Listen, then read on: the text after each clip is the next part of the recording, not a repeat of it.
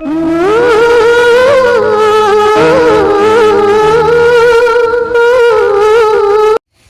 Friends, ನನ್ನ ಹೆಸರು ಸಿಂಧು. ನಾನು 7ನೇ ತರಗತಿಯಲ್ಲಿ ಓದುತ್ತಿದ್ದೇನೆ. ನನ್ನ ಶಾಲೆಯ ಹೆಸರು GHPS ಓಬಳಾಪುರ. ನಾನು ಆಸ್ಟ್ರೇಲಿಯಾ ಖಂಡದ ಬಗ್ಗೆ ಮಾಹಿತಿಯನ್ನು ನೀಡುತ್ತೇನೆ.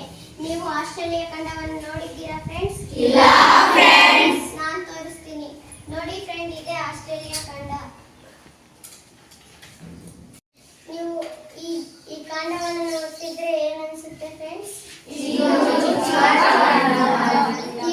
ಕರೆಕ್ಟ್. ಇದೊಂದು ಚಿಕ್ಕ ಖಂಡ. ಆಸ್ಟ್ರೇಲಿಯಾವು ಒಂದು ದ್ವೀಪ ಖಂಡವಾಗಿದೆ. ಹಾಗಾದ್ರೆ ಫ್ರೆಂಡ್ಸ್, ದ್ವೀಪ ಖಂಡ ಯಾವುದು? ಆಸ್ಟ್ರೇಲಿಯಾ ಖಂಡ. ಆಸ್ಟ್ರೇಲಿಯಾವನ್ನು ಸಮತಟ್ಟವಾದ ಖಂಡ ಎಂದು ಕರೆಯುತ್ತಾರೆ. ಇಲ್ಲಿ ನೋಡಿ ಫ್ರೆಂಡ್ಸ್, ಮೊರೆ ನದಿ, ಡಾರ್ಲಿಂಗ್ ನದಿ ಕಾಣಿಸ್ತಿದೆ ಫ್ರೆಂಡ್? Yes friend. ಈ ಮೊರೆ ನದಿ ಆಸ್ಟ್ರೇಲಿಯಾದ ಅತ್ಯಂತ ದೊಡ್ಡ ನದಿ. ಇಲ್ಲಿ ಬೆಳೆಯುವ ಬೆಳೆಗಳು ಹತ್ತಿ, ಗೋಧಿ, ತಂಬಾಕು ಬೆಳೆಯುತ್ತಾರೆ. ಆಸ್ಟ್ರೇಲಿಯಾದಲ್ಲಿ ಕುರಿ ಸಾಕಾಣಿಕೆ ಮಾಡ್ತಾರೆ.